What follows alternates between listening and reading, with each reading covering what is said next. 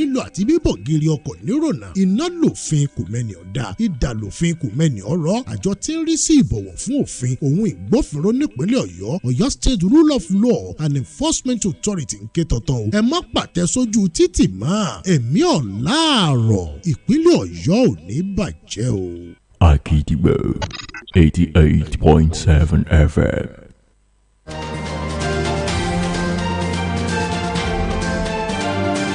There's a lot to digest and a lot of voices to be heard. Stick to the frequency that amplifies these voices, stories and reports that make the difference. This is Agidigbo News, 88.7 FM.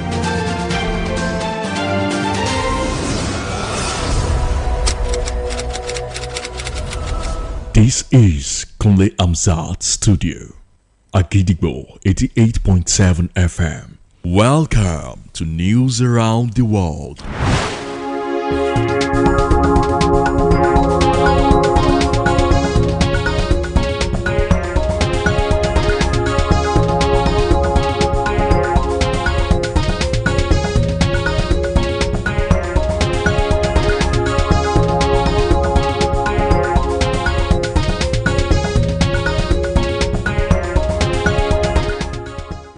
Good evening, welcome to News Around the World on the most listened to radio station Akidigbo 88.7 FM Ibadan.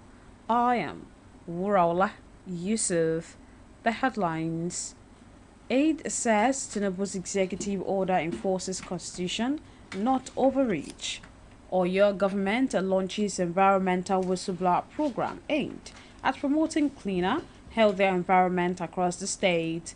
Mexico is the most wanted drug dealer accused in military operation as clashes erupt. Trump renews attack on U.S. Supreme Court, vows other tariffs, licenses. Wolves condemn racist attack on Arokodare after penalty miss. Now the details. The special advisor to President Bola Tinubu on media and public communications, Mr. Sunday Dari, has defended Executive Order 9, stating that the directive upholds constitutional provisions on revenue management rather than constituting an overreach of executive powers. In a post shared on his official X handle today, while addressing concerns raised by critics, Dari said suggestions that EONI amounts to the president making law misrepresent both the constitution and the fiscal issues involved.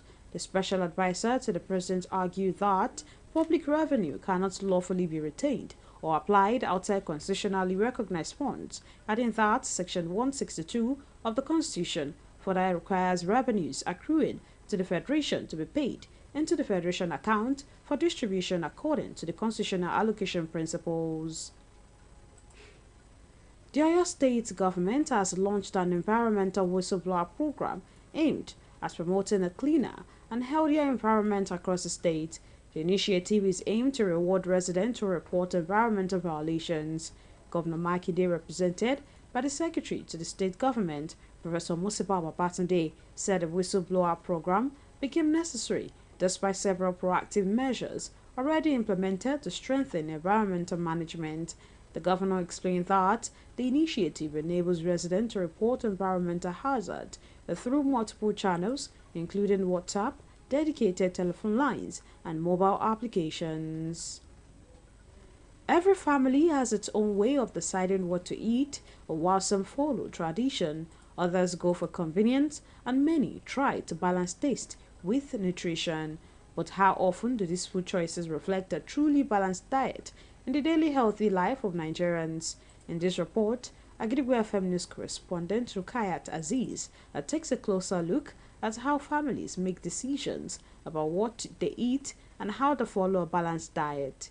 Here's a report. In many households, food choices are shaped by culture, budget, and availability.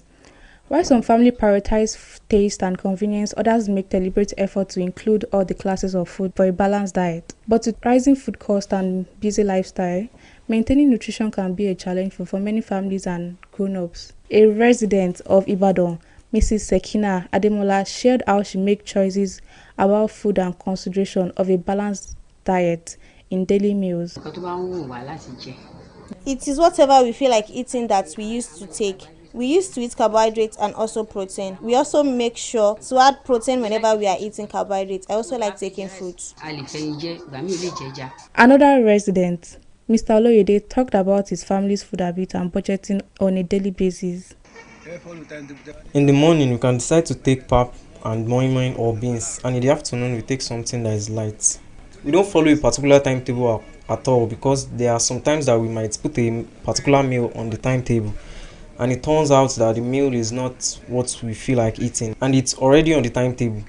In a separate interview, Mrs. Abiodun Ojo shared how she prioritized nutrition in her family meals.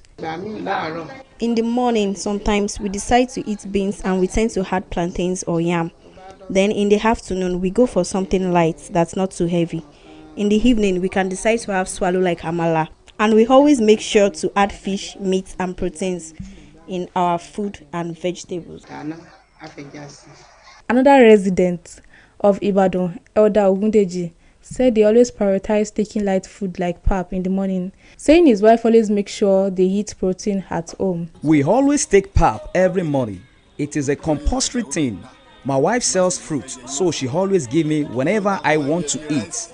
My wife always add plantain anytime we want to eat. In spite of the economy and busy lifestyles, families are finding different ways to navigate food choices, balanced diet and health.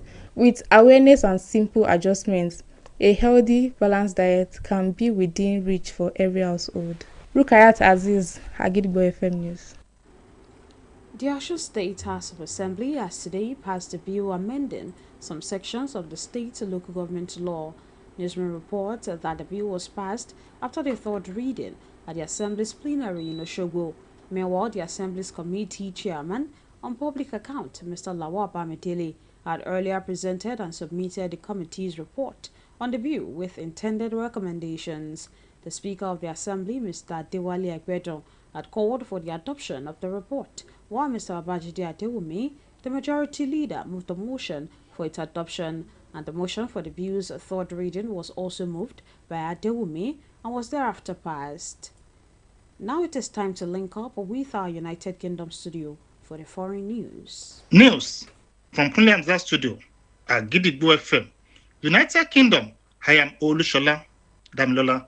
Nemesu Emencho, the powerful and long-pursued head of the Jalisco New Generation cartel and one of the world's most wanted traffickers, has been killed following a Mexican military operation yesterday. Former police officer became powerful and ruthless criminal organization inside Mexico, according to the U.S. Drug Enforcement Administration. Mexico Secretariat of National Defense said that U.S. authorities provided complementary information that supported the action.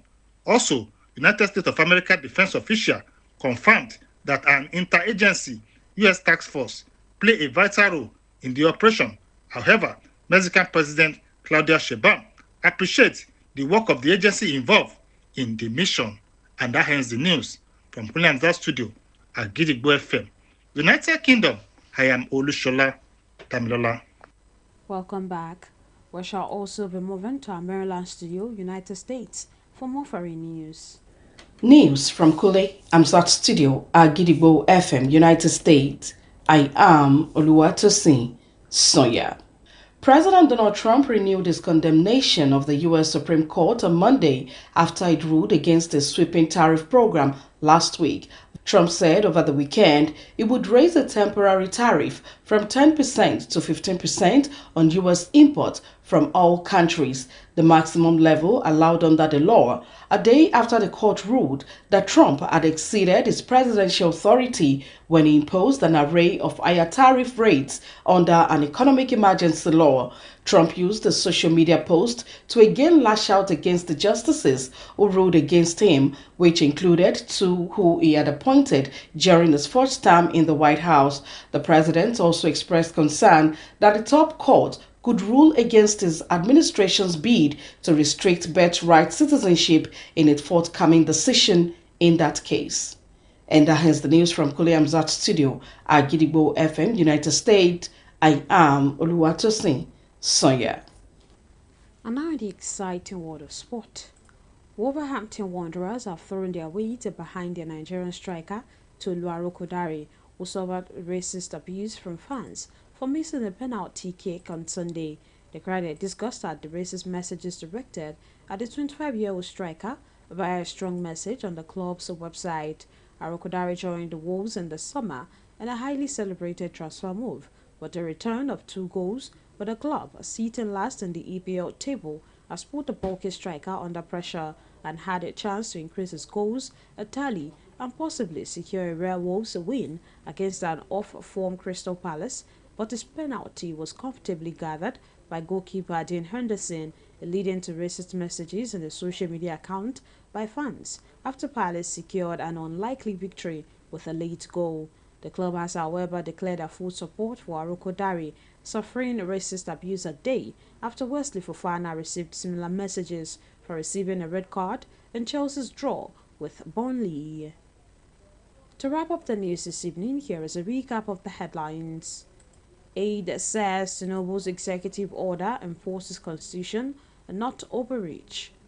Oyo government launches environmental whistleblower program aimed at promoting cleaner, healthier environment across the state. Mexico's most wanted drug dealer killed in military operation as clashes erupt. Trump renews attack on U.S. Supreme Court about other tariffs and licenses. Wolves condemn racist attack on Arokodare after penalty miss.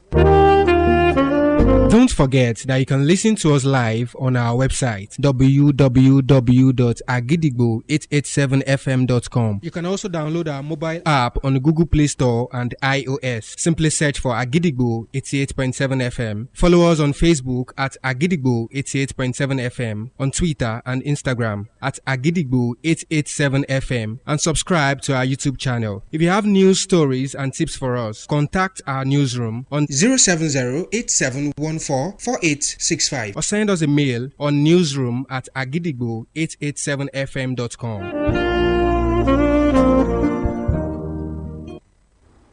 And before we go this evening, here is a quick tip. The most difficult thing is the decision to act. The rest is merely tenacity. Finally, we have come to the end of the news around the world on the most listened to radio station, Agidigbo 88.7 FM Ibadan. I am WURAOLA YUSUFF. Thank you for listening. Good evening.